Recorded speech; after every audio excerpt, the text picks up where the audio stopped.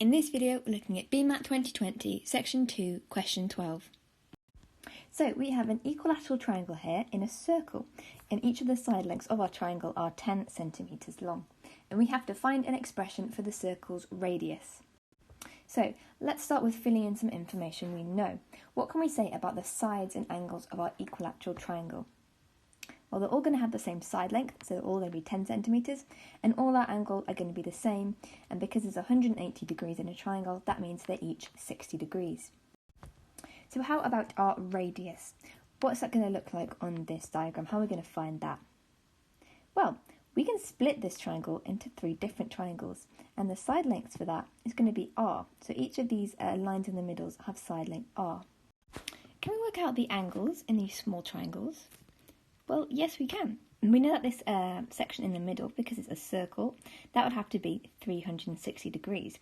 And because we have 3 sections, to find our top angle here, we just have to divide 360 by 3. And that gives us 120, meaning the other 2 angles are going to be 30 degrees each. We form an isosceles, so these are both 30 degrees. So now we have our angles and we have some side lengths. We can basically choose whichever trigonometry rule we like to solve for r. So I'm going to use the sine rule here. So what's the sine rule formula?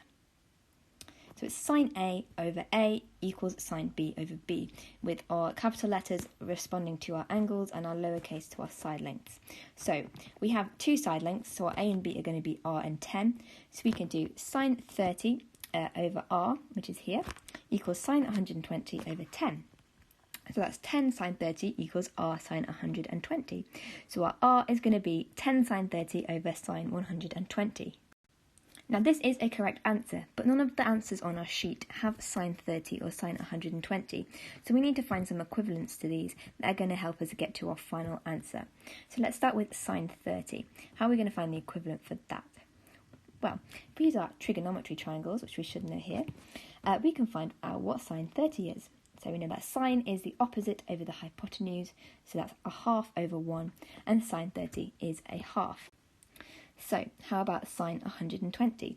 Now we can't use our triangle for this, so let's draw ourselves a sine graph. Here we go.